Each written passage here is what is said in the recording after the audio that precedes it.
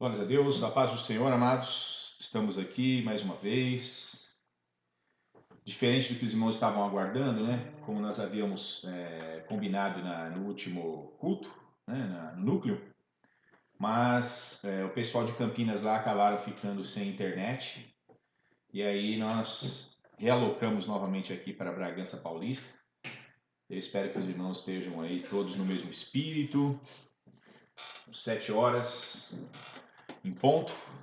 Nós vamos iniciar então nossa reunião de hoje, no nome de Jesus, fazendo uma oração. Nós vamos cantar alguns louvores ao Senhor, depois vamos para a reflexão na permissão de Deus. Amém? Quem quiser fazer essa primeira oração, fique à vontade para nós iniciarmos então. Senhor Deus, maravilhoso Pai, nós te damos graças por mais esse momento, ó Deus, tão precioso, ó Pai, que nós temos de nos reunirmos, ó Pai, para dar-te, Senhor Jesus, graças, louvor, adoração. Sim, Jesus. E receber, ó Pai, também de Ti, ó Pai bendito. Sim, Senhor. Nós te louvamos e te adoramos, ó Deus. Obrigada, Senhor Jesus, por essa comunhão aqui, Senhor, pela comunhão na casa de cada um dos nossos irmãos que estão neste momento também, Senhor, participando conosco deste culto a Ti, Senhor. Que Tu possas, meu Deus, estar contemplando cada coração, ó Deus, independente da distância, meu Pai, entre nós, mas o Senhor é um Deus onipresente, um Deus maravilhoso que pode estar neste momento em cada lar, em cada coração, Pai, neste momento. Jesus. Que o Senhor possa, meu Pai, contemplar, Senhor, os nossos corações, aceitar o nosso louvor, ó Deus, que queremos fazer a Ti, Senhor, de todo o nosso coração, Pai, corpo e alma, Pai. No nome santo de Jesus, nós te adoramos e te louvamos. Sim, Senhor. Por este momento, Pai bendito. Amém. Amém. Aí, tira o sensor aqui. Depois na oração eles dão interferência, né? Vamos para o louvor. Que Deus...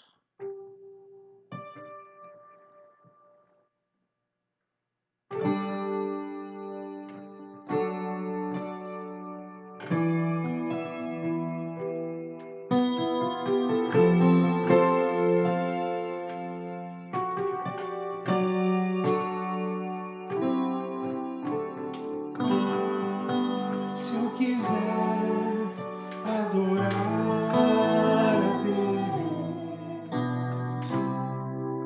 tenho que ouvir. Tem que entender seu filho. Se eu quiser adorar a Deus, agora sim, tenho que ouvir e obedecer.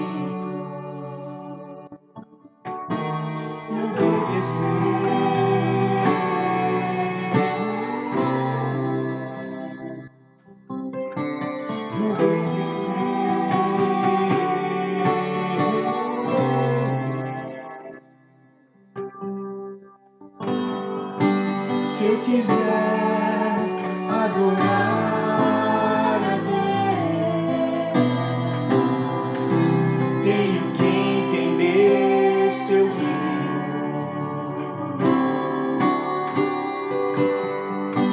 Se eu quiser adorar a Deus, tenho que ouvir do Senhor e obedecer.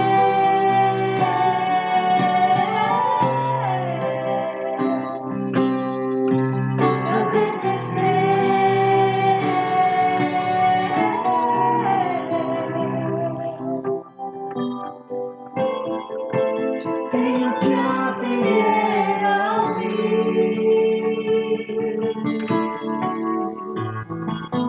mesmo sendo que não quero.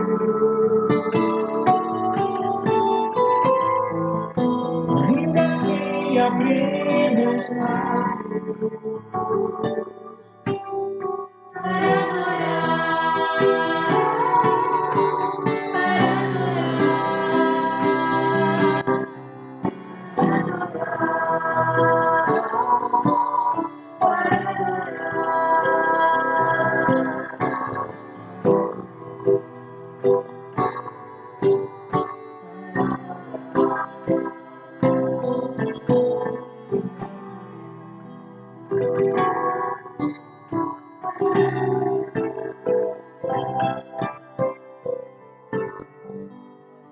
quiser adorar a Deus.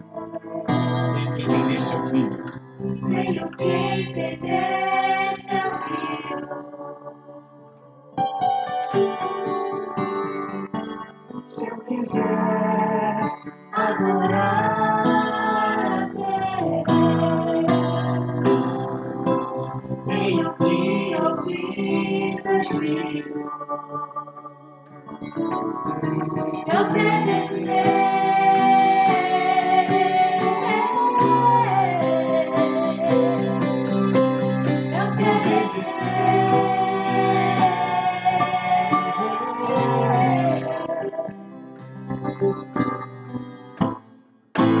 tenho que aprender a ouvir,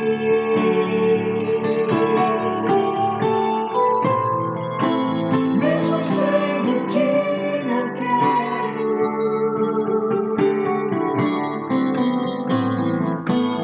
e assim abrir meus lábios Para adorar, para adorar,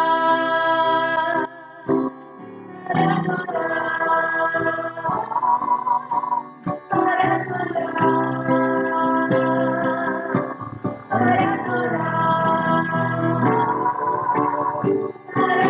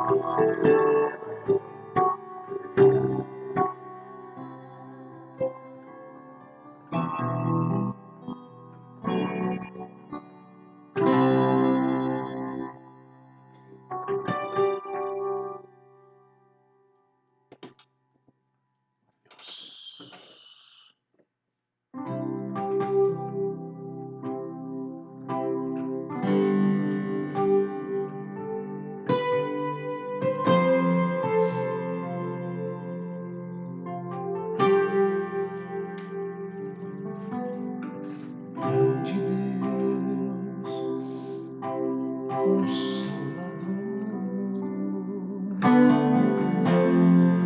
em seguida,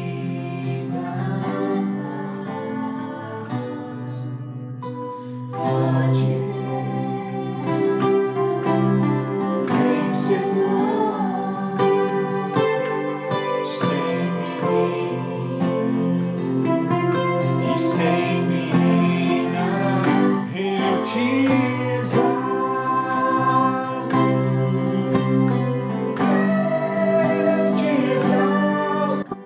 és tudo em minha vida, precioso és para mim, eu te exalto,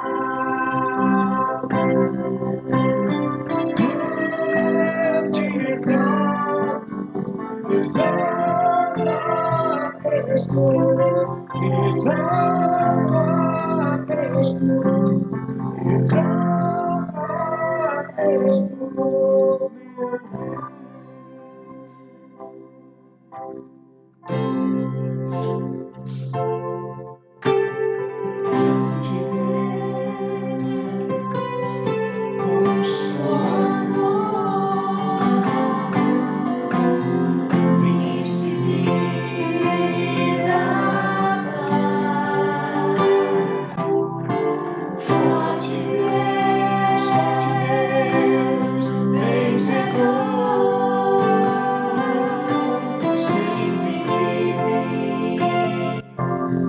e sempre reina, eu te exalto,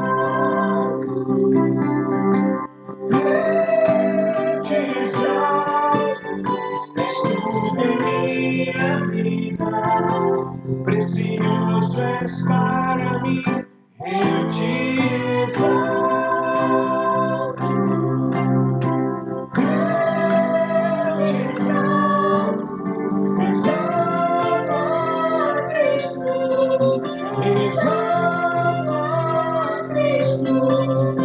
exalto a Cristo, meu Rei.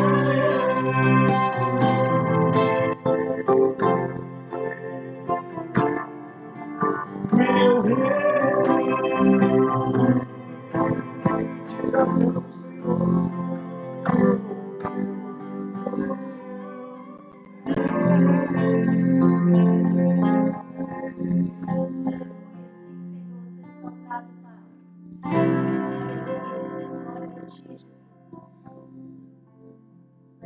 Glória a Deus. Glorificado seja o teu nome, meu Pai.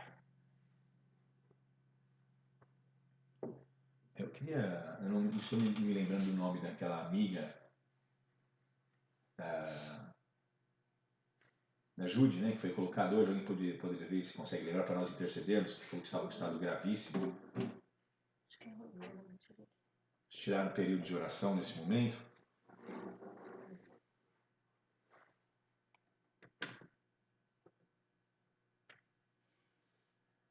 Puxa da tomada, por favor.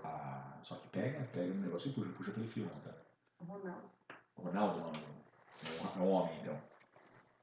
Vamos orar pelo Ronaldo e por outras pessoas que estão padecendo aí, não só desta doença, mas de outras. Amara, do Aguinaldo, está em recuperação. Amém. Então é Ronaldo, né? Querido Pai, nós colocamos o Ronaldo diante das Tuas mãos, Senhor. Tu és o Deus Todo-Poderoso, Tu sabes todas as coisas. Sabemos que nos últimos dias a Tua palavra, meu Deus, seria anunciada nos 4 cantos do mundo. E sabemos que muitos corações seriam, Senhor, alcançados. Por isso, meu Deus, sabemos que no meio de uma pandemia, aonde podemos sentir, Senhor, que a correção da Tua parte está vindo sobre esta terra. Muitas pessoas foram afetadas por estas doenças, mas também estas mesmas pessoas têm andado sensíveis à palavra do Senhor. Que a Tua palavra, meu Deus, possa chegar ao coração deste homem e chegar ao coração de todas as demais pessoas que, por algum outro ou este motivo, estão padecendo, meu Pai, enfermidades. Por favor, põe a Tua mão, estende a Tua mão e ministra a Tua cura. Derrama o bálsamo do Senhor sobre esses corações, sobre esses corpos, Senhor. Nós, como Tua igreja, colocamos o Ronaldo, a Mara e todas as demais pessoas que estão realmente, meu Pai, com esta doença, não só no Brasil, mas ao redor do mundo. Nós oramos para que essas pessoas sejam curadas e nós ligamos aqui na terra e te pedimos que seja ligado no céu. Todas as demais enfermidades também, meu Pai, muito medo tem sido gerado nos corações, depressões, situações difíceis, meu Deus, aonde muitos temem e estão talvez aí num corredor de hospital, numa UTI, estão talvez acamados em casa, que o Senhor possa ter piedade, meu Deus, e derramar a Tua cura sobre estes corações, mas que cada um deles possa ter acesso à Tua palavra, repensar suas vidas, meu Pai, arrependerem-se de seus pecados e se voltarem completamente ao Senhor. Que o Senhor possa estender, meu Pai, o seu braço forte a favor de cada uma destas vidas que nós colocamos aqui. Colocamos também, meu Pai, os aniversariantes desta semana, os aniversariantes de hoje e os que ainda irão completar, meu Pai, durante esta semana, segundo a Tua permissão, segundo a Tua graça, mais um ano de vida. Que o Senhor possa abençoar cada um deles, meu Pai, ricamente. Sabemos, meu Deus, que o Senhor é o Deus da vida e é o Senhor que nos dá o maior de todos os presentes. Então abençoa todas estas pessoas e abençoa também agora, neste exato momento, meu Deus, cada uma das vidas que vão ouvir esta palavra que será ministrada, essa reflexão de um dos salmos mais conhecidos em toda a terra. Fala com o Teu povo, fala comigo, fala conosco, meu Pai, por meio do Teu Espírito Santo que habita em nós e que faz reluzir a Tua palavra poderosamente nos nossos espíritos. Fala conosco. É assim que nós oramos e te agradecemos. No nome do Senhor Jesus. Amém. Amém.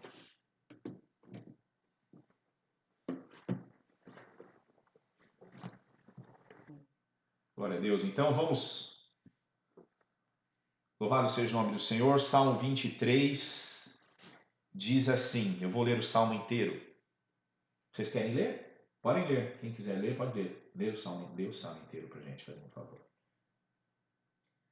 O Senhor é o meu pastor e nada me faltará.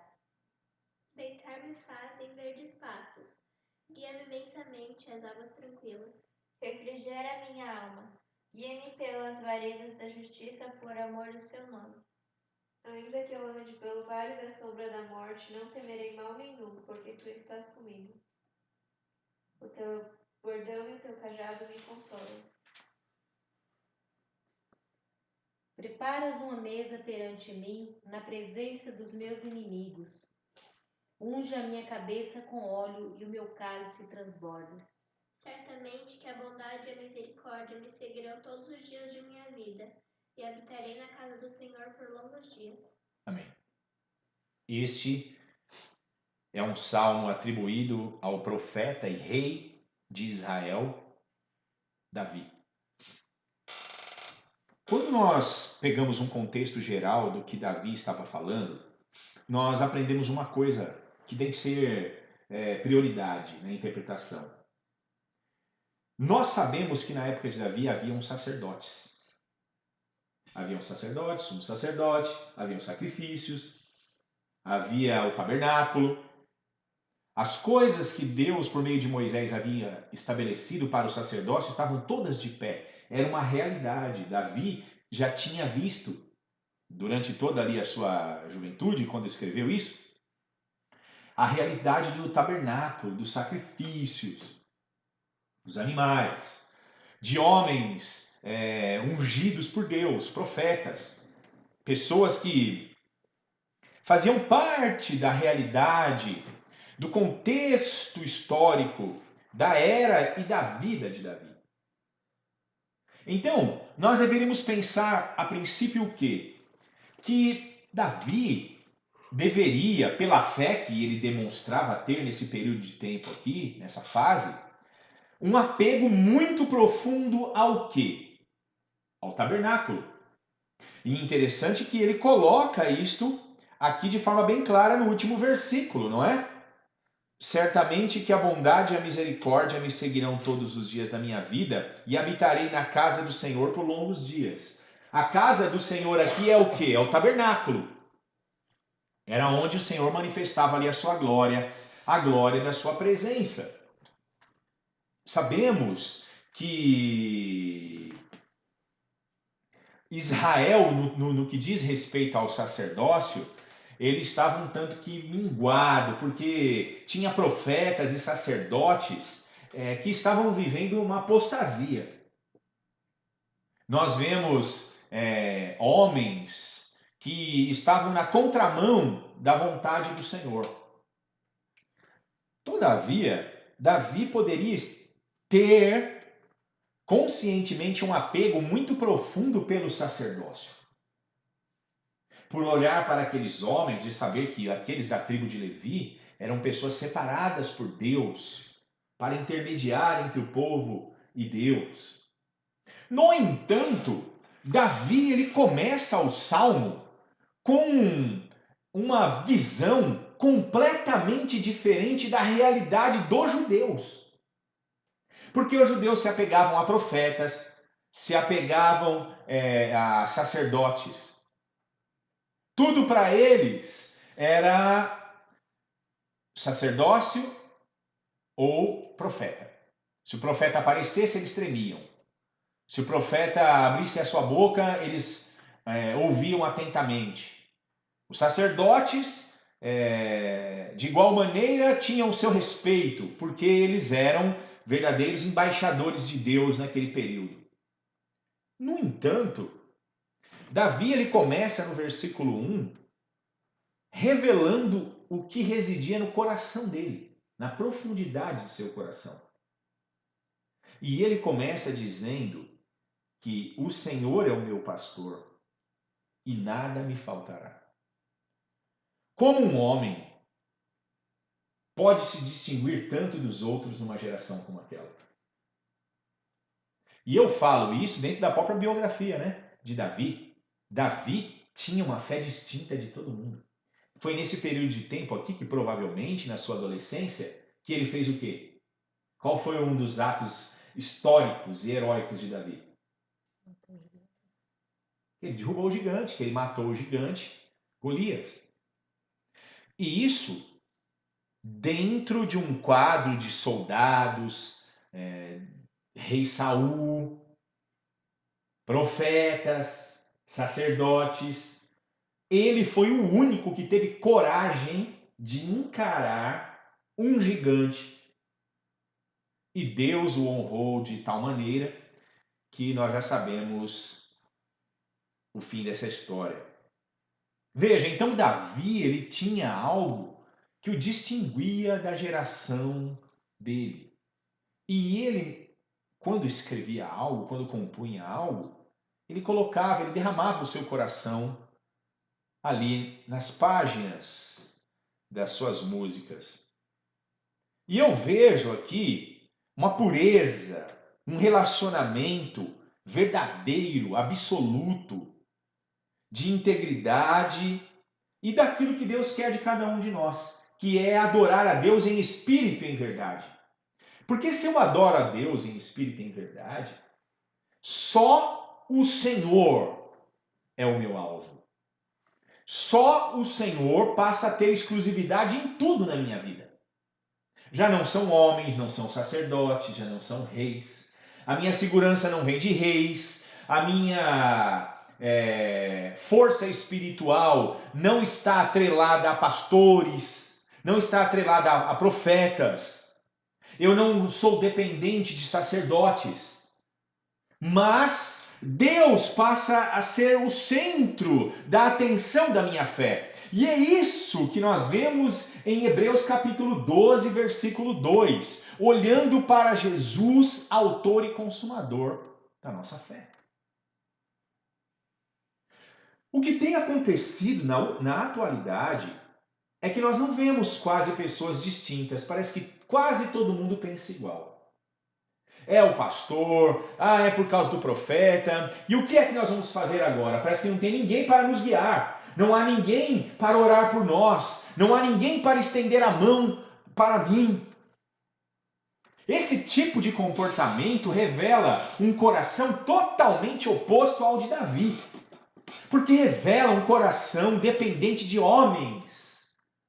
Revela um coração de uma pessoa que está semeando num campo que ela vai colher frustrações. Porque quem já não se frustrou com um homem?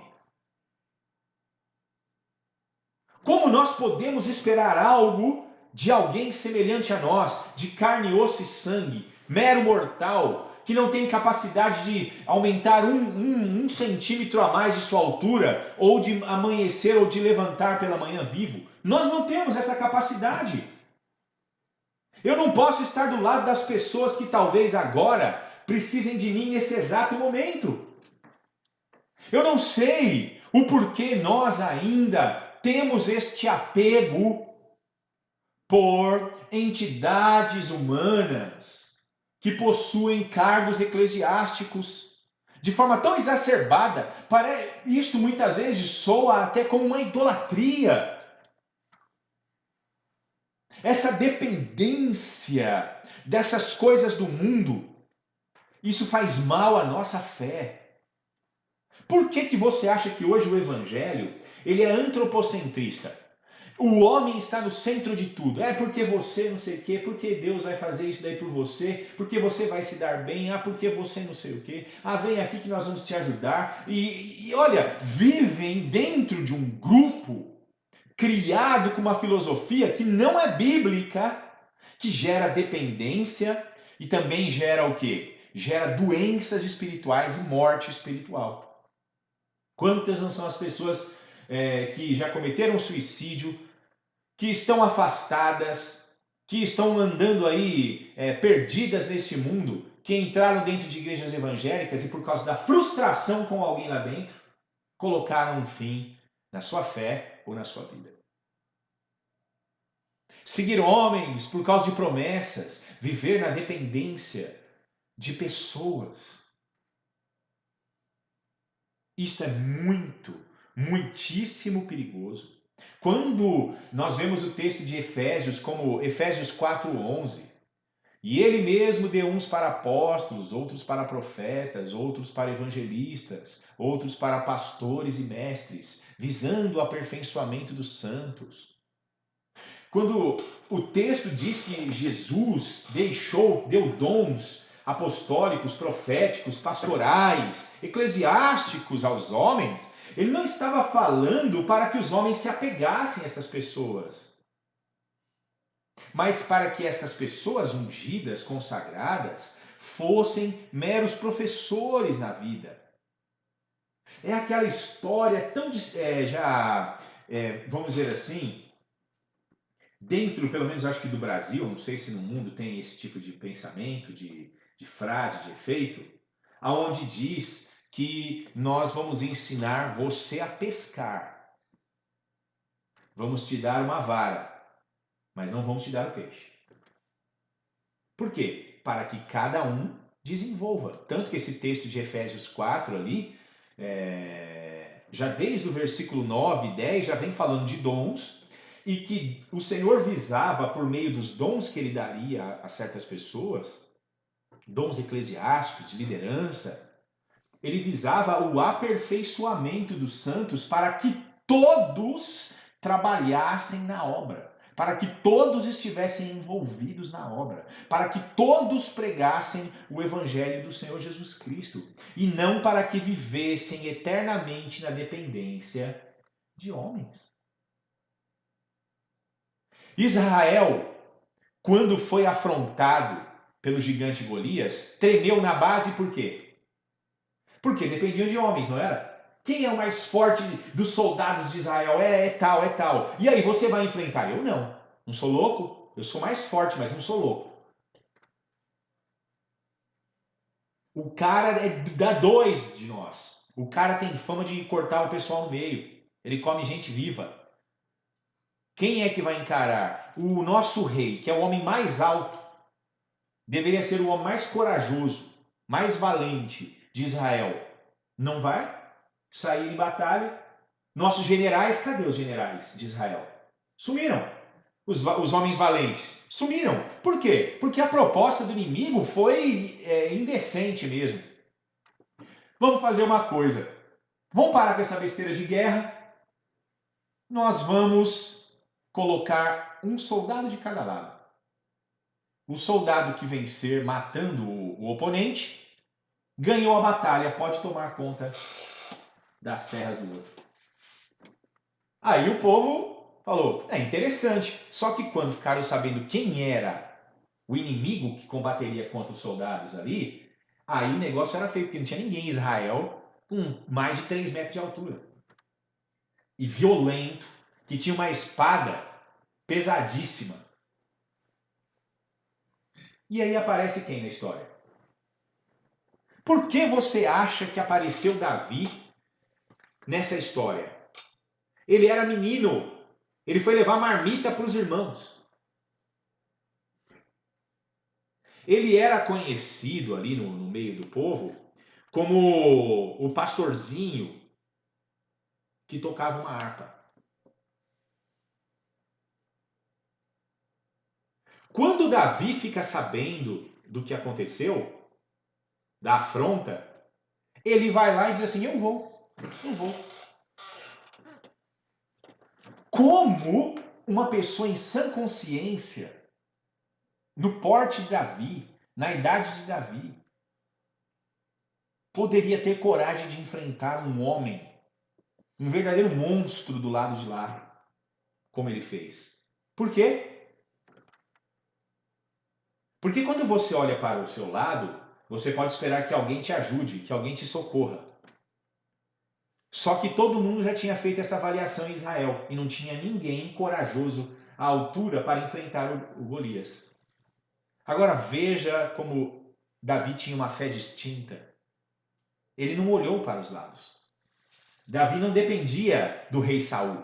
Davi não dependia dos profetas. Davi não dependia dos sacerdotes. Era uma questão agora ali de dependência única naquele que realmente é acima de tudo e de todos e que nós podemos confiar, que pode estar ao nosso lado, que pode nos fortalecer, que pode nos dar a vitória. Quem era? Deus.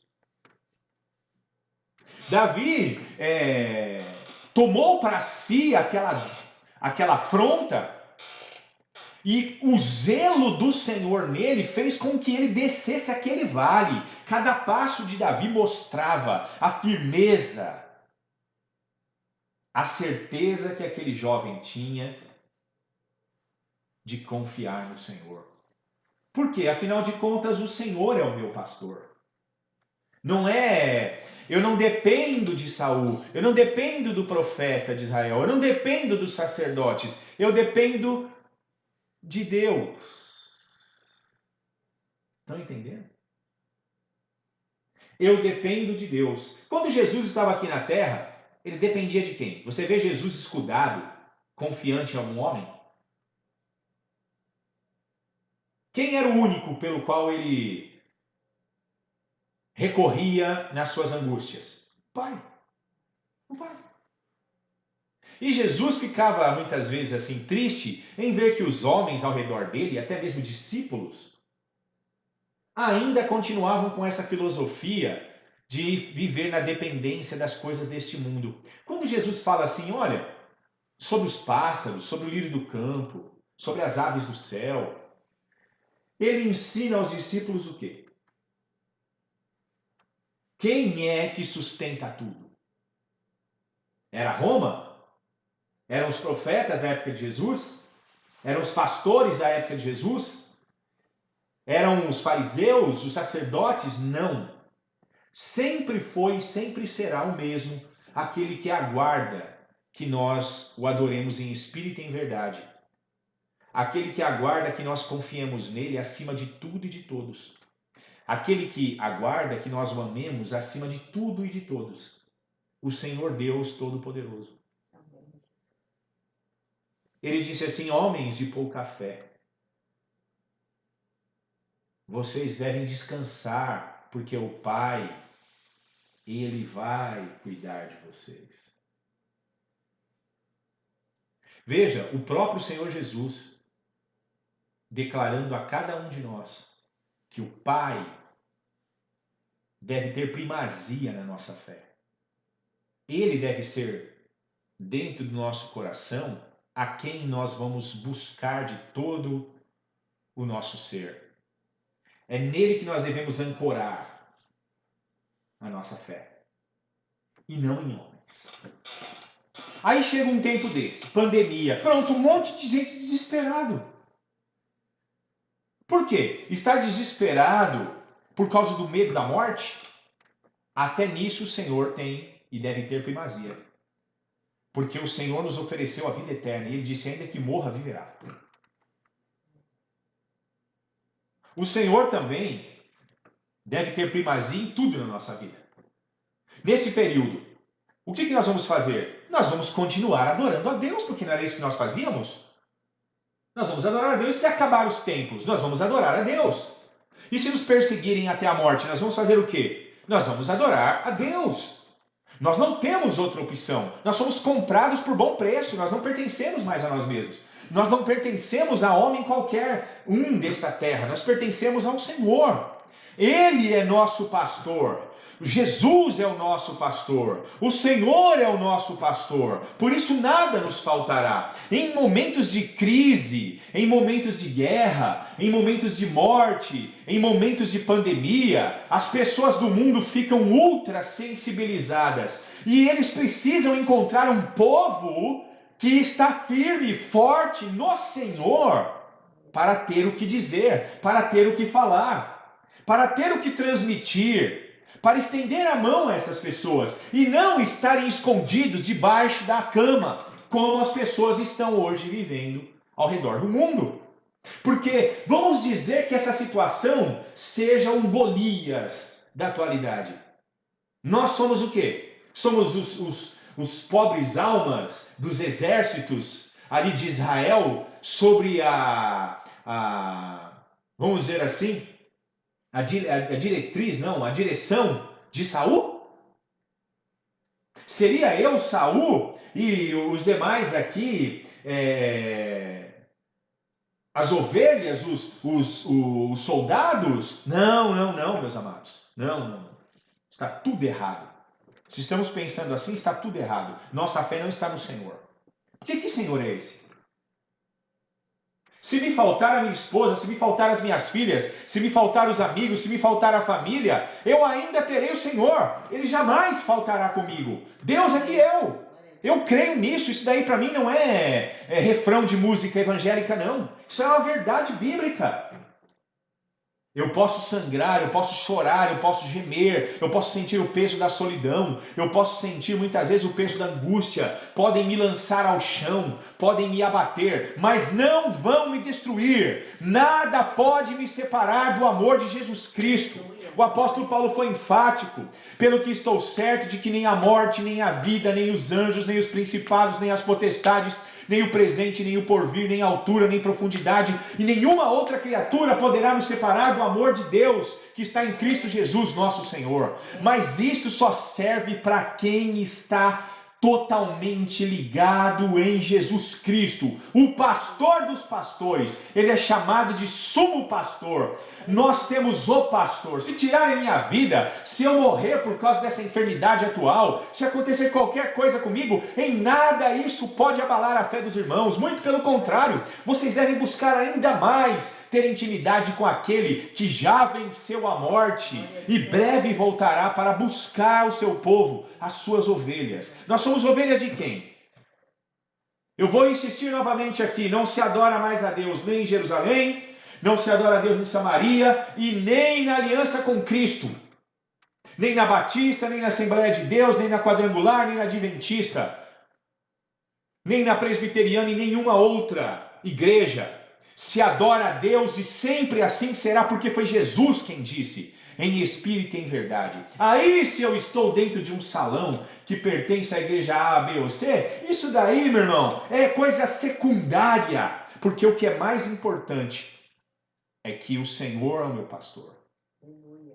Então não vai me faltar nada que eu preciso. O que eu preciso é do Senhor. Tem gente desejando mais uma vacina agora do que Deus, porque estão com medo de morrer. O medo da morte pode ser, eu não vou afirmar 100% que seja, mas pode ser um sintoma de alguém que não está preparado para encontrar-se com Deus. Isso é muito sério. Porque aqueles que têm o mesmo pensamento, como o de Davi, diante da morte dizem o quê? O viver para mim é Cristo e o morrer para mim é lucro.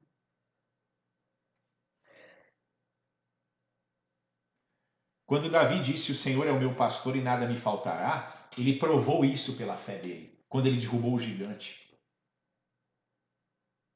Quando ele arpejava as cordas de sua simples harpa, demônios furiosos que estavam destruindo a vida do rei de Israel, Saul, eram expulsos, saíam correndo dali, porque não aguentavam o que? O som?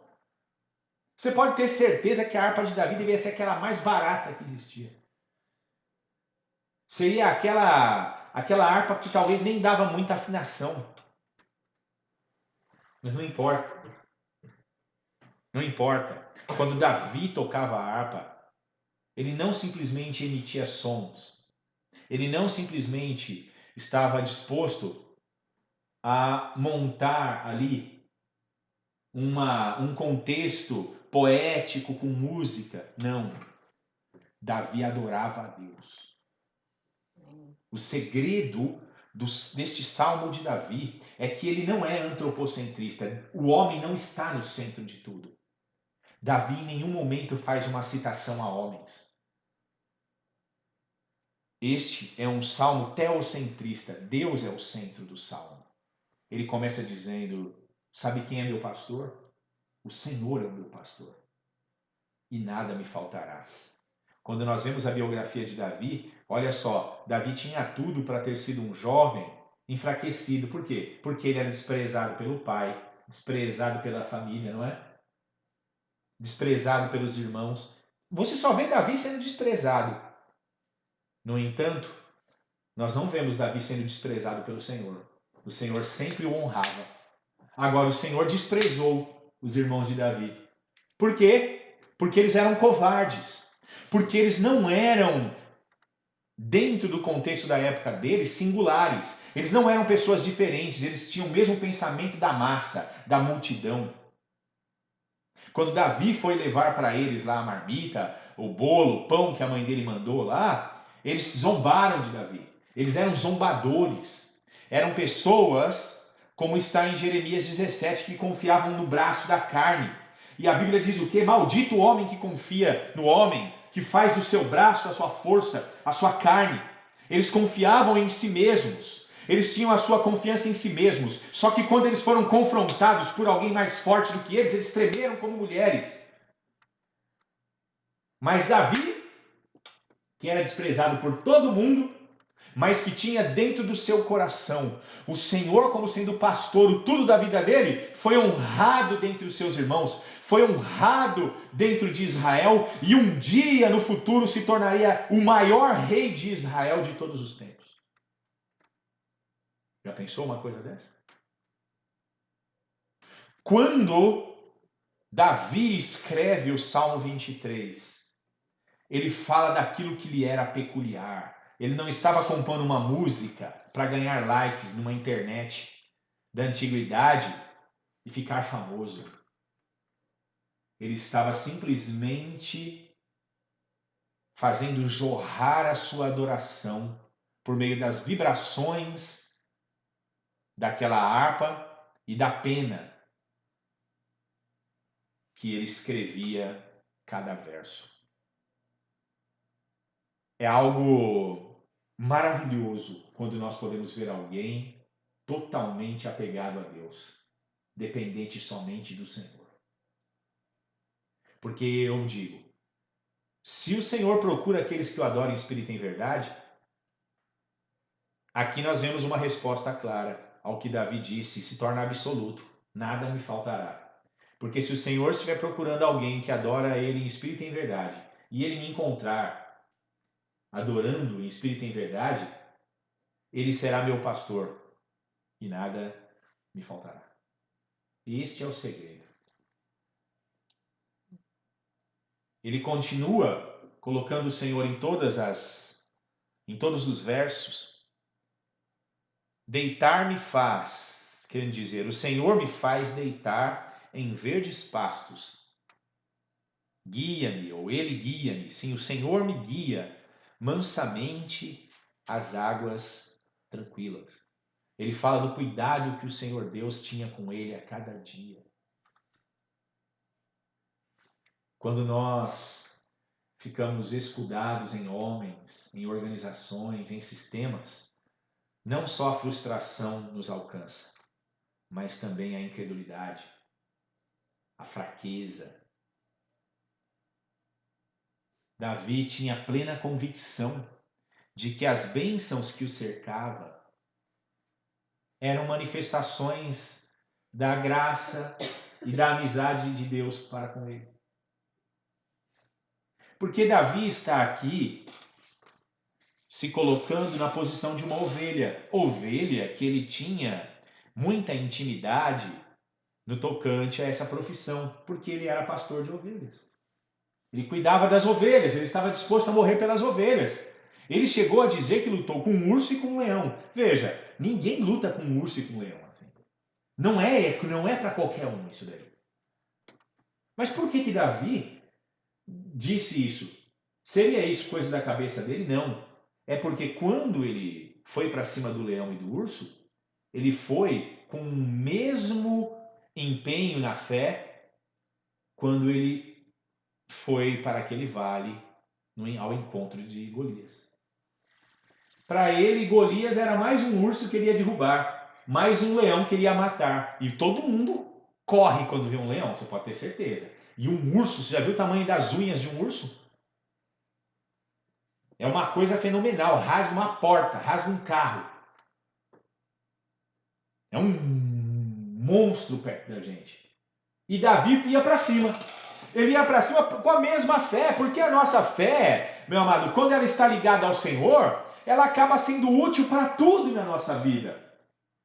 Aí se eu estou passando por um momento bom, a minha fé está totalmente ligada ao Senhor, e então está emanando aquele resultado positivo naquele momento. E eu dou glórias a Deus. Eu não sou mais uma pessoa autoconfiante. Eu não confio mais em mim mesmo. Eu neguei-me a mim mesmo. Agora eu confio no Senhor. O Senhor é aquele que me faz deitar, ou em outras palavras, Ele me faz descansar. Ele me sustenta, Ele me alimenta e Ele me leva por águas tranquilas e não águas turbulentas.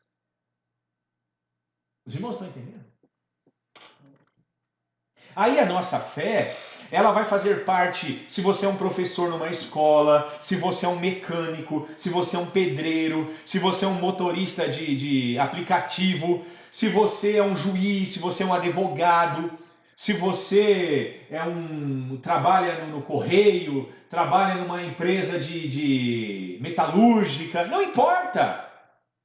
A sua fé vai estar ativada no Senhor e você verá o Senhor em todas as áreas da sua vida. É Ele quem vai estar te guiando. Fechou uma porta, não tem problema. É Ele quem me guia. É Ele quem me sustenta. Outra porta certamente se abrirá. Não há o que temer.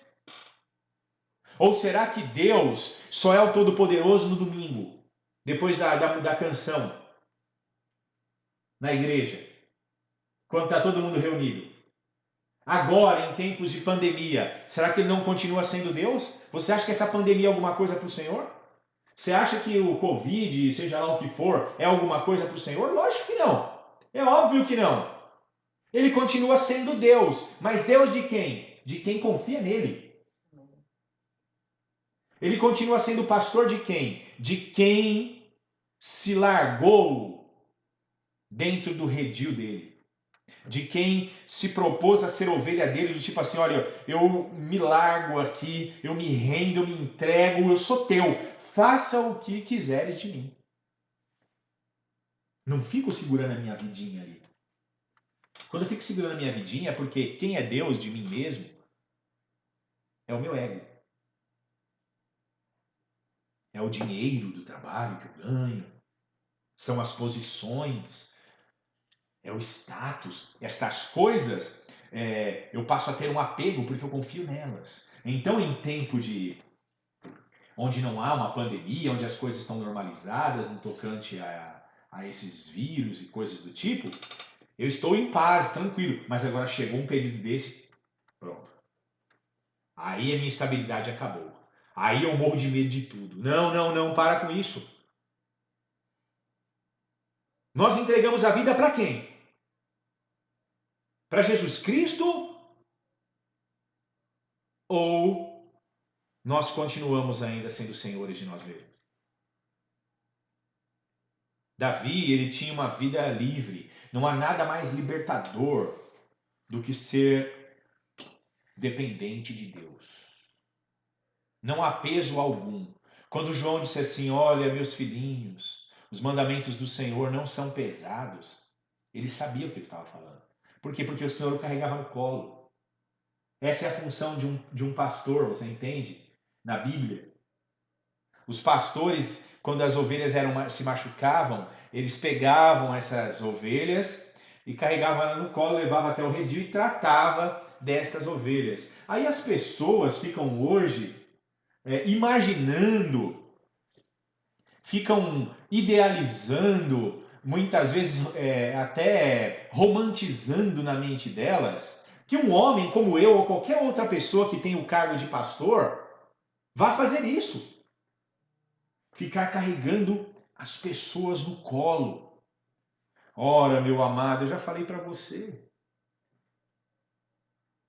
Olha, Quantas não foram as vezes que alguém me pediu uma ajuda e eu era o que mais precisava de uma ajuda? E mesmo assim, eu fui lá e estendi a minha mão. Me esforcei de alguma forma. Mas eu, como pastor, eu posso dizer uma coisa para vocês. Desde o princípio do meu ministério até hoje. Por mais que eu me esforce, por mais que eu dê o meu melhor, nunca isso poderá satisfazer ou atingir a meta daquilo que a pessoa realmente precisa. E eu sei a resposta do porquê. Você sabe por quê? Você sabe por que o seu marido, sua esposa, os seus filhos, o seu dinheiro, a sua casa, o seu carro, o seu status, os seus amigos, eles não são suficientes para você ser feliz? Porque só existe uma pessoa que pode realmente nos dar a plena satisfação e alegria. Quem é? O Senhor. Não há mais ninguém. Vocês estão entendendo? Toda a nossa inclinação na nossa vida deve ser ao Senhor, deve ser as coisas do Espírito. Ele deve receber em tudo a adoração. Ele deve receber em tudo o nosso louvor. O ar que nós respiramos deve ser consagrado totalmente a Ele. Aí Ele nos conduzirá. É o Senhor que tem esses braços fortes que nos pode carregar no colo. Não são os homens que estão ao nosso redor. Não são. Nem nosso pai, nem nossa mãe, nem nossos cônjuges, nem filho, nem dinheiro, nada poderá nos carregar no colo quando nós realmente precisarmos. As pessoas podem nos dar ajudas, podem nos dar um empurrão, podem nos estender a mão, mas só o Senhor tem o braço forte. Só o Senhor pode o impossível. Só o Senhor pode operar sinais e maravilhas e prodígios. Só o Senhor pode estar em todos os lugares ao mesmo tempo. Só o Senhor pode estar do meu lado 24 horas por dia. Como o próprio Davi disse em outro salmo. Quando ele se deitava, quando ele se levantava, quando ele andava, na frente ou atrás ou do lado, em todos os lugares o Senhor estava com ele. Não havia como ele fugir do Senhor, nem no mais alto céu, nem no mais profundo da terra. Lá o Senhor estaria. Então, logo, com esse tipo de pensamento, então por que não se entregar completamente ao Senhor? Por que não declarar isso e ser liberto? E pensar assim, olha, eu louvo a Deus pela vida dos pastores, eu louvo a Deus pela vida dos irmãos que me ajudam nas minhas dificuldades, eu louvo a Deus pela vida dos meus amigos, mas eu adoro a Deus porque é Ele, sempre Ele, por meio das pessoas, ou por meio dele mesmo, do seu Espírito, que me alcança, que me levanta, que me perdoa, que me dá uma nova chance, que abre portas aonde não haviam portas, que estende a sua mão, que me livra do inimigo. É sempre o Senhor, tem de ser o Senhor e não há outro. Não há uma outra explicação, não há uma outra interpretação. Ele é o Senhor. Refrigera a minha alma, guia-me pelas veredas da justiça, por amor do seu nome. Ele disse assim, olha, em tempos de tribulação, ele refrigera, ele traz frescor, ele me dá ânimo, ele me faz novamente respirar. E ele continua aqui nesse versículo, dizendo que o Senhor o guia pelas veredas da justiça. Não é porque eu sou tal. Não é porque, como alguns pastores da atualidade dizem, que Deus não existiria se não fosse nós. É a coisa mais absurda mesmo. Só se for um Deus criado pelo homem, né? Aí, lógico, se nós não existiríamos, Deus também não existiria, logo. Ele está dizendo que não é por causa de mim. Não é porque eu sou bonzinho. Não é porque eu sou pastor. Não é porque eu sou de uma igreja evangélica. Não é porque eu batizei nas águas. Não é porque eu dou uma ajuda assistencial ao pobre e oprimido. Não é porque muitas vezes eu tenho uma palavra, um conselho que levanta o ânimo daqueles que estão caídos. Não. Ele disse, é por amor do nome de Deus. O Senhor me guia por amor do nome dele, porque o nome dele é santo. Ele não quer ver o nome dele na lama. Ele não quer ver o nome dele ser blasfemado entre as pessoas. Então ele me sustenta, ele fortalece os meus passos, ele me dá direção e ele me ordena: vai, segue pelo caminho que eu estou te mostrando. Eu sou o teu pastor. Então você tem que me obedecer, faça o que eu estou te mandando. Por quê? Por amor ao nome dele. Porque o nome dele está sendo colocado em jogo quando eu declaro que sou cristão. Porque é o nome dele. Entenda, este é o evangelho bíblico. O evangelho antropocentrista, o evangelho onde o homem é o centro de tudo, diz o contrário.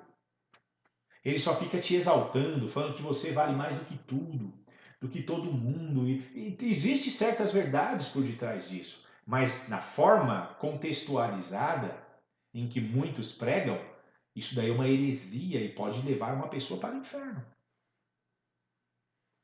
Porque Deus, nessas histórias aí, se torna o gênio da lâmpada. E a pessoa esfrega a lâmpada, quer dizer, faz uma breve oração, participa de uma campanhazinha, e aí o gênio da lâmpada desce e diz assim: eis-me aqui, quais são os seus pedidos hoje, meu Senhor? Eis aqui o teu amo. E Davi não tinha esse pensamento, não. Davi sabia que não era mais forte do que um leão, do que um urso, do que Golias. Ele sabia. Mas ele sabia que Deus era mais forte do que eles. Ele temia o Senhor. Ele sabia que Deus era até mais poderoso do que o próximo versículo aqui, olha. Ainda, versículo 4, que eu andasse pelo vale da sombra da morte, eu não temeria mal algum, porque tu estás comigo, a tua vara e o teu cajado me consolam. Davi sabia que o vale da sombra da morte, nem ele seria páreo para ela. Ele sabia que o vale da sombra da morte era fatal. Ele sabia que não podia confiar em si mesmo. Porque senão ele diria assim: eu ando por qualquer lugar aí, não tenho medo de nada. Mas ele dizia assim: olha, eu não temo, sabe por quê? Mesmo que eu esteja no vale da sombra da morte, não é porque eu confio em mim mesmo, não. É porque o Senhor está comigo. E a vara e o cajado dele me consolavam. Olha só, ele olhava para o poder que emanava das mãos de Deus e dizia: é por isso que eu não temo a morte, é por isso que eu não temo as tribulações, é por isso que eu não temo as aflições deste mundo presente. Porque eu olho e sei que o Senhor tem poder acima de qualquer mal. Que coisa maravilhosa. Os irmãos conseguem? Estão conseguindo compreender? Está claro? Tinha um pensamento na década de 90 em que era mais ou menos isso. O fogo se achou forte até que a chuva veio e apagou o fogo. A nuvem se achou forte até que o vento assoprou. O vento se achou forte até que uma gruta a engoliu. A gruta se achou forte até que o homem a implodiu. O homem se achou forte até que a morte o derrubou.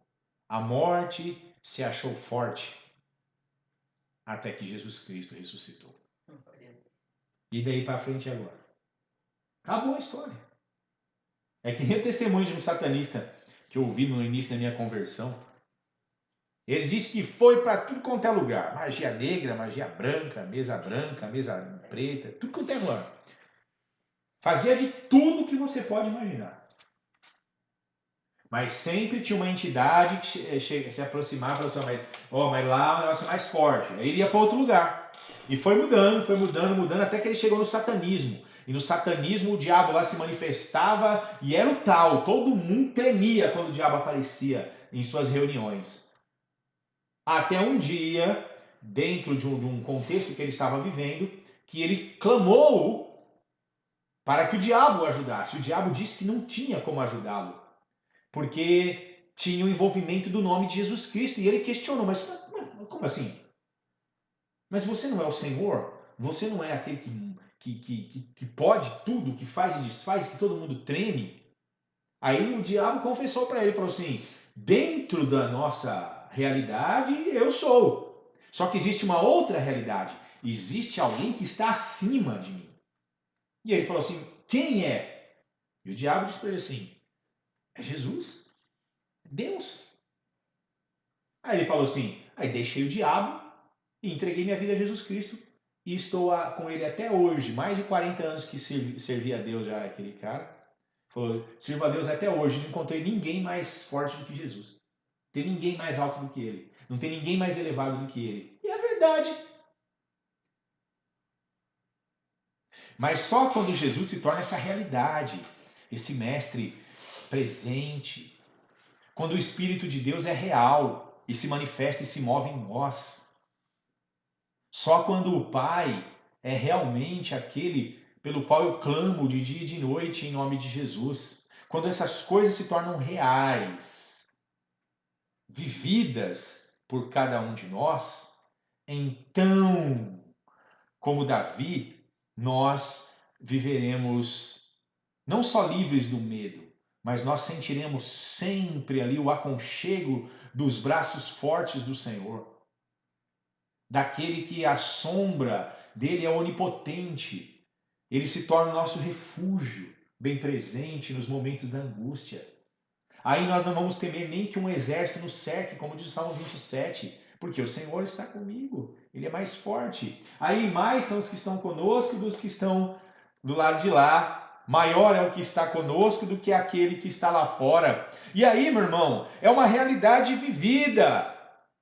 Porque o Senhor se fará presente, Ele vai se fazer presente em cada detalhe da minha vida, no trato, desde a hora que eu levanto até a hora que eu durmo, em todas as coisas que eu faço, Ele é o Senhor, é para Ele que eu trabalho, é para Ele que eu faço as coisas. Eu posso trabalhar numa empresa, mas eu trabalho com excelência porque eu faço aquilo para a glória de Deus. Tudo o que vem até mim, tudo o que sai de mim, pertence ao Senhor. Eu sou o mero mordomo, eu sou seu escravo, seu servo, e com todo prazer eu quero servi-lo por toda a eternidade. Davi continua dizendo assim: preparas uma mesa perante mim, na presença dos meus inimigos, unge a minha cabeça com óleo e o meu cálice transborda. Davi estava dizendo aqui que quando todos zombavam dele, que quando todos de sua família o desprezavam, o Senhor preparou uma mesa diante daqueles que o odiavam, diante daqueles que o odiavam, diante daqueles que o desprezavam, e trouxe o profeta Samuel e consagrou ele diante de todos, honrando-o novamente. Sempre que um homem coloca o Senhor em primeiro lugar, Deus o honrará em todas as circunstâncias. Pega as biografias da Bíblia, olhe para a vida de José. José era para ter se dado mal. O pai dele tinha um jeito diferente de criá-lo diante dos irmãos, gerou rixa, briga familiar. Mas, por incrível que pareça, José, mesmo em tudo isso, sempre atentou para o Deus do pai dele. Porque isso era, claro, todos os filhos de Jacó sabiam do testemunho dele, sabiam do testemunho do avô e sabiam do testemunho, né, do bisavô, na verdade, que era Abraão. Mas José era aquele que colocou o Senhor, o Deus de Abraão, de Isaac e do pai dele, Jacó, dentro do coração para ser o Deus dele. Mesmo que as coisas aconteceram e ele se deu mal a princípio, e parece que tudo ele se dava mal, o Senhor já desde pequeno já o visitava com sonhos, já mostrando para ele que ele seria honrado diante das circunstâncias no futuro, diante da família e diante de todos. E não foi isso que aconteceu? Não foi este o culminar da história da biografia de José? José se tornou governador do Egito, braço direito de Faraó. Ele só seria menor do que Faraó quando Faraó estivesse assentado no trono. Imagina uma coisa dessa. Quando Faraó ia viajar, quem é que mandava no Egito, você acha? José, um judeu. Mas por quê? Mera coincidência? Porque ele era um homem letrado, estudioso? Não! Porque o Senhor era o pastor dele. Porque o Senhor era o centro da vida dele. Não importava se os irmãos dele o odiavam. Não importava se os irmãos dele o venderam como um escravo. Não importava se ele era judiado. Não importou se a mulher de Potifar levantou falso testemunho. Não importou. Ele manteve-se firme diante de todas as circunstâncias, temendo a Deus. Quando ele foi tentado pela mulher de Potifar, ele disse na cara dela e na cara do diabo. Imagine, ele estava diante do pai, distante do pai, distante da família, distante de qualquer pessoa.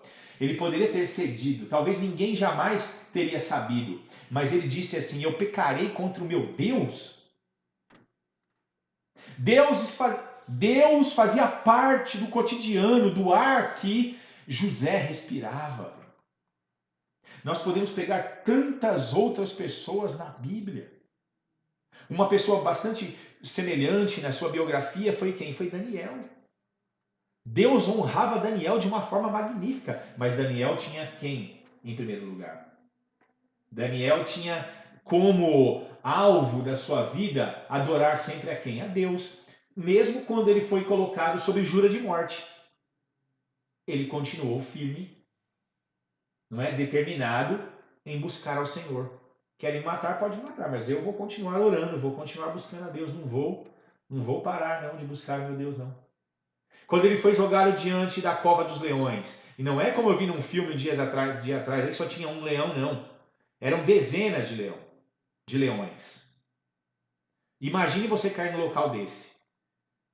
Era o fim. Quem foi que honrou Daniel na cova dos leões? O único que tem poder para isso. O único que deveria ter toda a nossa atenção. O único que realmente pode fazer a diferença quando ninguém mais estiver do nosso lado. Você está entendendo? Sempre será Ele. Só Ele terá esse poder. Não há mais ninguém em que nós podemos realmente confiar plenamente. Nós temos a confiança, o respeito mútuo uns pelos outros. Mas não há ninguém que salve como o Senhor. Não há um nome que seja poderoso como o nome dele. Não há ninguém que possa parar o sol como ele. Ou trazer uma pesca onde não há peixes, enchendo as redes como ele. Ressuscitar um morto amado depois de 4 dias no sepulcro. De dar vista a quem nasceu cego, sem olho. Quem nasceu surdo e mudo. Não há ninguém que possa fazer isso. Eu dou até um exemplo aqui interessante. Jesus andou sobre as águas, amém? Pedro também andou, mas por um pouco de tempo só. Já pensou se os apóstolos tivessem andado junto com Pedro? Pedro deu os primeiros passos, viriam todo mundo com Pedro. O que aconteceria? Qual seria, inevitavelmente, o destino da fé de todos aqueles que, baseado na fé de Pedro, tivessem andado com ele sobre as águas? Qual seria o desfecho? Todos afundariam, porque os olhos deles estariam em Pedro. Pedro é como nós, Pedro é comedor de feijão, como fala, né?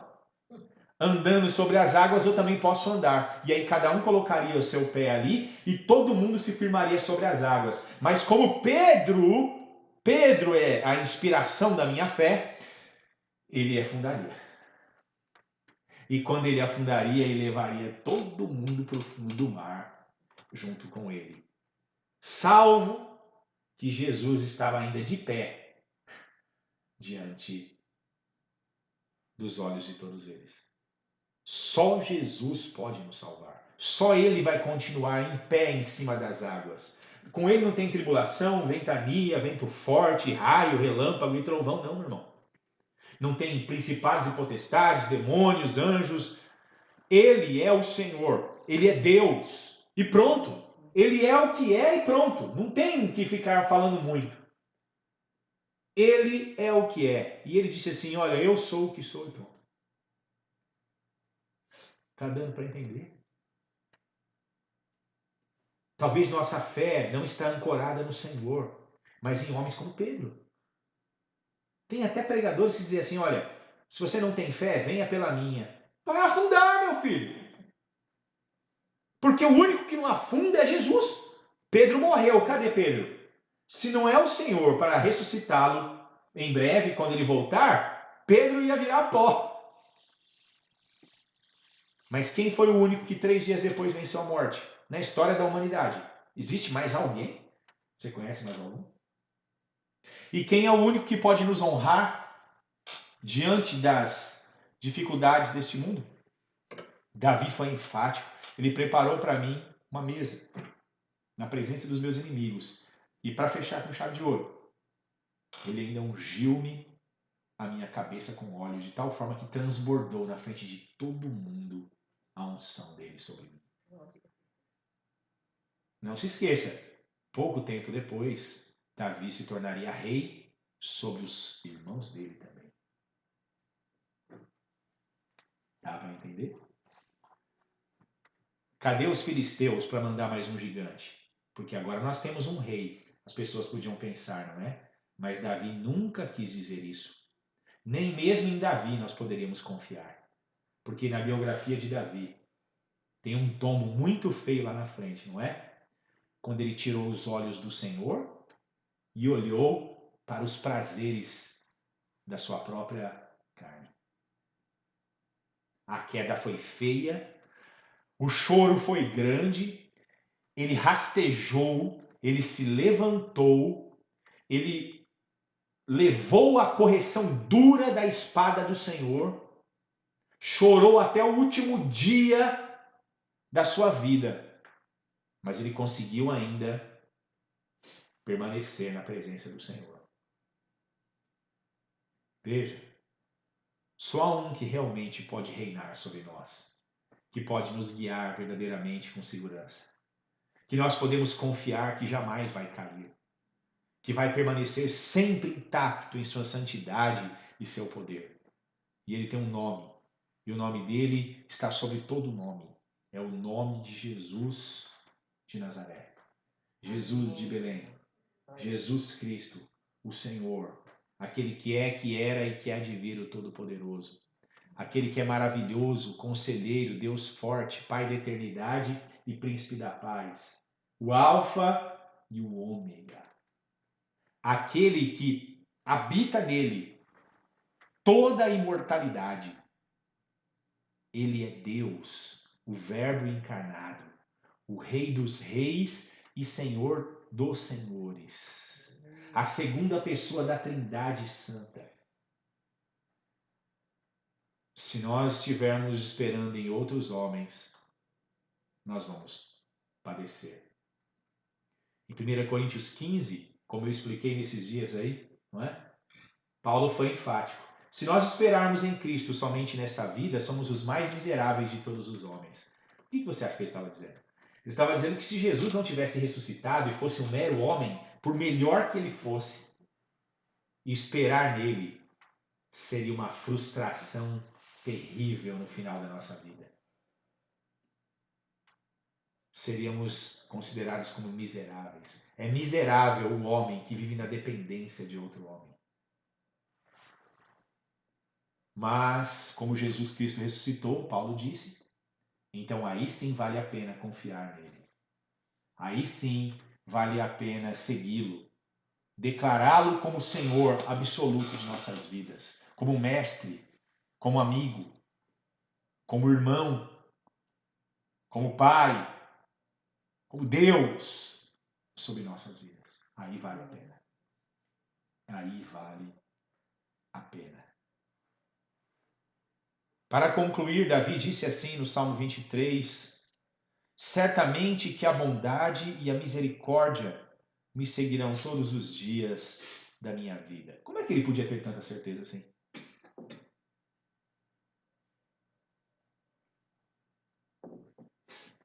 Para mim só há uma resposta. Porque ele conhecia Deus. Só pode dizer isso quem conhece Deus. Só pode ter essa confiança em saber o quanto o Senhor é bom quem o conhece. Lembra quando Deus propôs para ele assim, O que você quer? O anjo estava lá com a espada desembainhada, ia matar milhares de pessoas, ia entregar Davi na mão do inimigo. Você quer cair na mão do inimigo ou na mão de Deus? Você que escolhe. Ele disse assim, eu quero cair na mão de Deus. Porque eu sei que Deus é misericordioso. Deu para entender? Davi conhecia Deus. Tem gente que não conhece, tem gente que pensa que Deus é um carrasco. A pessoa cometeu um deslize e acabou. Vou pro inferno. A pessoa estava começando ali um trabalho para o Senhor, mas as coisas deram tudo errado. A pessoa é um fracassado. Deus vai me lançar longe daqui. A pessoa olha para si e fala assim, eu não tenho dom de nada, eu não sei tocar, não sei pregar, não sei cantar, não sei compor, eu não sei isso, não sei aquilo. Uma pessoa que fala isso e pensa assim, eu sou inútil para Deus, não conhece o Deus da Bíblia. O Deus da Bíblia, meu filho, deu o filho dele por você. Quanto tempo vai demorar para você entender o quanto Deus é amor? O quanto Deus nos ama? O quanto o Senhor jamais vai lançar fora aqueles que se renderem a Ele? Você tem que ter certeza absoluta, se você quer ser salvo, você tem que ter certeza absoluta que Jesus Cristo é o teu Salvador hoje, será o teu Salvador amanhã e depois da manhã e até o último dia da sua vida. Ele é o mesmo ontem, hoje e será para sempre, Hebreus 13:8. Você tem que entender isso, que o nosso Senhor é bom. A bondade dele é maior do que o poder dele. Você já conseguiu pensar nisso? Por que eu digo isso? Porque o poder dele nos esmagaria por causa dos nossos pecados. Mas a bondade dele segurou este poder, nos dando tempo para nos arrependermos e nos voltarmos para ele. Já parou a pensar nisso? O Senhor é misericórdia. Você caiu, você está longe de Deus, você está amarrado nos piores grilhões agora do pecado, e você já ouviu a palavra, e você conhece a verdade, e você está pensando, não há mais jeito para mim, não há mais esperança para mim, porque Deus não vai me aceitar. Você está pensando assim? Há alguém agora pensando nesse momento, Deus não me ama, porque eu fiz isso, fiz aquilo contra Ele. Eu vou dizer para você uma verdade. Jesus Cristo morreu por você. Simplesmente arrependa-se e você vai entender que o amor dele é mais alto do que o céu. O apóstolo Paulo, que tinha uma mente aguçada, um sábio homem que viveu nesta terra, ele tentou medir o amor de Deus e ele chegou à seguinte conclusão: o amor deste Deus da Bíblia é constrangedor e ninguém sabe a altura, ninguém sabe a largura e nem a profundidade. Deus é amor, ele não quer que ninguém seja condenado. Jesus Cristo não veio para nos condenar, para nos salvar, mas para nos salvar. Quem crê em Jesus Cristo passou da morte para a vida. Então eu digo para você que está se sentindo aí perdido e não há mais esperança porque você cometeu pecados e está preso em muitos pecados. Há esperança para você. Jesus Cristo não deixou de te amar. Ele pode ficar triste com nossas atitudes, mas a tristeza não apaga o amor, porque o amor é maior do que a tristeza. O amor de Deus é maior do que nossos pecados. A única coisa que o Senhor pede, e este é o tempo, porque haverá um tempo em que as portas da graça se fecharão, aí ele virá para julgar. Neste momento, enquanto a terra está vivendo não importa o que, e você se sente longe de Deus, saiba de uma coisa: se você olhar para dentro de si nesse momento e conseguir sentir o peso do teu pecado e se voltar para o Senhor Jesus Cristo com uma simples, mas sincera busca em oração, pedindo a Ele perdão dos teus pecados e abandonar agora, sem olhar para trás, abandonar tudo o que prende você ao prazer, todas as coisas que amarram a tua vida, rasgar esta rede que te escraviza e voltar para Ele como o filho pródigo voltou, mesmo descalço, sujo, arrebentado, sem moral diante dos homens e dos anjos, mas voltar de todo o teu coração para Deus. eu vou dizer para você, a recepção que você vai ter não é a recepção de um criminoso, mas a recepção de um filho que estava morto e reviveu, de alguém que estava perdido e foi encontrado. Volte-se para Jesus, porque Ele te ama. Ele já mostrou isso, Ele não precisa dizer isso para você hoje. Ele já mostrou o amor dele na cruz, porque Cristo morreu por nós, sendo nós ainda pecadores, a Bíblia descreve. Quando nós estávamos vivendo no pecado, Ele já tinha morrido por nós. Não existe demonstração maior do que essa de amor, de segurança e de garantia. Eu digo como Davi, não duvido. Eu tenho certeza que a bondade e a misericórdia do Senhor me seguirão todos os dias da minha vida. E ele finaliza dizendo assim: e habitarei na casa do Senhor por longos dias. Em algumas Bíblias diz, para sempre. Não sei qual a tradução está mais próxima do original. Mas em outro momento, o salmista já tinha sido enfático. Para mim vale mais um dia nos teus atos, quer dizer, aonde o Senhor está, do que 1000 em outro lugar. Para Davi, o Senhor era o tudo, era a razão da vida dele. E para você, meu irmão, minha irmã, meu amigo, minha amiga que está me assistindo, que está me ouvindo aqui nesta sala, fica esta pergunta como a finalização da mensagem. E para nós, o Senhor é o nosso pastor? Ele é o nosso Senhor? Guarda essa palavra no teu coração.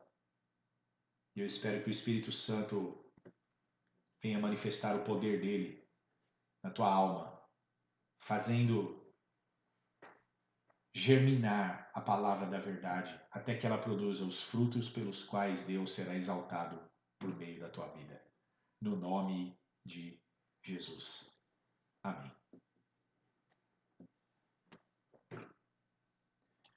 Essa é a palavra desta noite. Eu espero que um baque muito grande tenha entrado no teu coração, como uma espada e te ferido. Talvez te feito sangrar. Ou talvez te feito acordar. Porque não importa os dias que nós vivemos. Não importa a situação. O que importa é se o Senhor vai estar conosco. Amém? O que importa e o que importava para Davi não era o local onde ele andava. Seja no vale da sombra da morte, seja nos pastos verdejantes ou nas águas tranquilas, não importa. O que importa é que o Senhor vai estar comigo. Que assim seja. Deus seja louvado. A Ele seja a glória. Vamos fazer uma oração para nós concluirmos, colocando diante do Senhor essa questão da comunhão da igreja diante de Deus. Eu queria que alguém fizesse essa oração para nós concluirmos. Amém?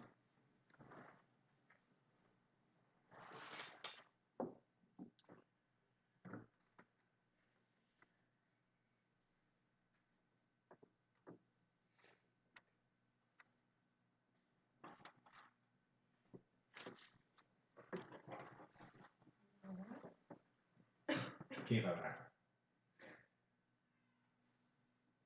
Eu oro. Então, ora. Pai, muito obrigado, Senhor, por essa palavra maravilhosa que o Senhor colocou em nossos corações por meio do meu Pai.